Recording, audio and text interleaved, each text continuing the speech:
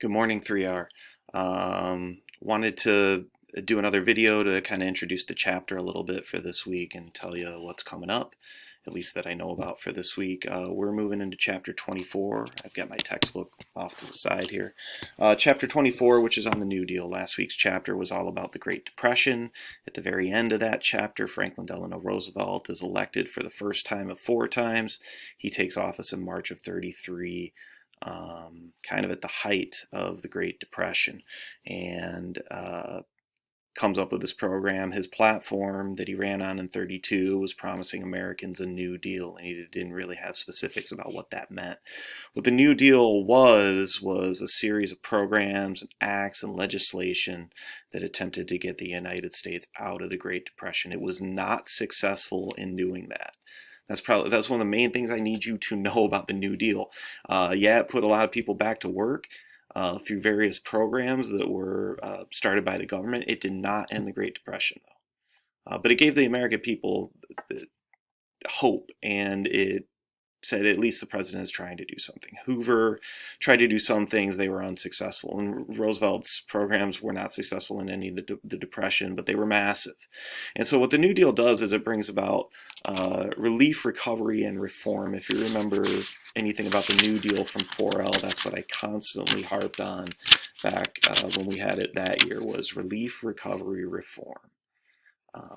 Relief and recovery, and the job programs that were offered, and then reform through some of the government agencies that were brought about.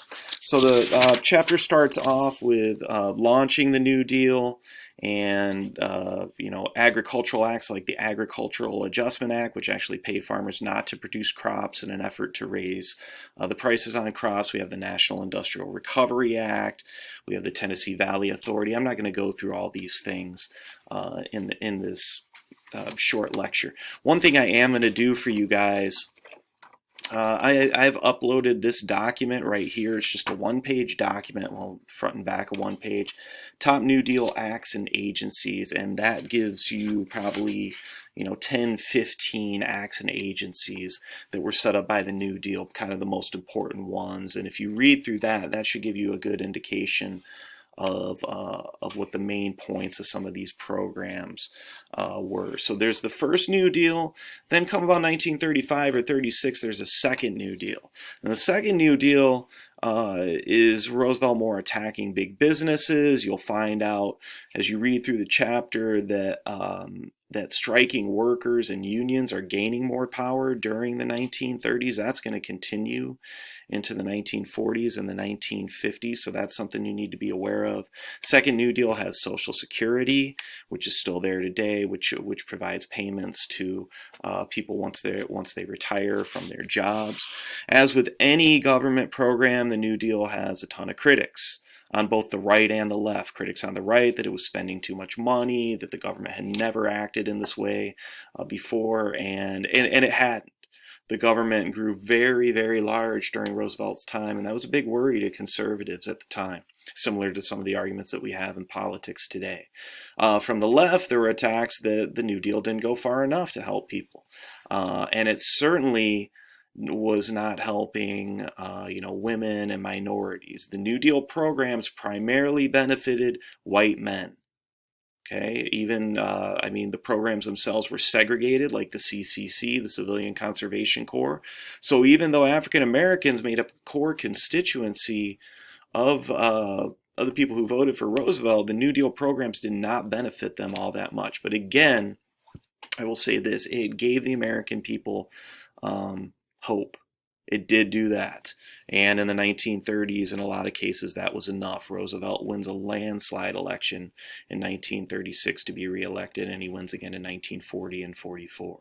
In each of those elections, the percentage of votes that he gets goes down, but after 36, that is, but he's still, at least in 36 and in 40, they are easier wins. In 44, it was a little bit more difficult. Moving into, there's some fun stuff in this chapter. Page 676, I'm just looking at the golden age of comic books. The 1930s is known as the golden ages. Of comic books are actually silver age, and there are all these ages of comic books. And then towards the end, 678, it's going to talk about limits and legacies of the New Deal. What did the New Deal do? What did it accomplish? It really helps the West out. Pay attention to that on page 683. And then I don't know what we're going to talk about for our chat next week. I'm still kind of looking through some things with that, but I've got a couple of things that I have in mind that I could use. I'll let you know what that's going to be. Hopefully by Monday I'll have that ready to go. Keep in mind the discussion board is going. Some of you have commented on this week's discussion board post on the Great Depression. I'll have another one on the New Deal next week. I enjoy kind of reading those responses and seeing you guys go back and forth with each other. Chat yesterday, a little quiet. I'd like to see more participation on that. I've uploaded, or I will upload, the terms from chapter 24 for you guys. I'll upload my notes, so you'll have a lot of stuff to help you with the reading of the chapter this week. Continue to reach out to me. I started uploading assignments in Teams as well. My 2R said we want the option to turn things in on Teams, so you can do that if you wish, or you can just email me assignments. It doesn't matter. Hope you guys are doing well. Take care of yourself and have a good weekend.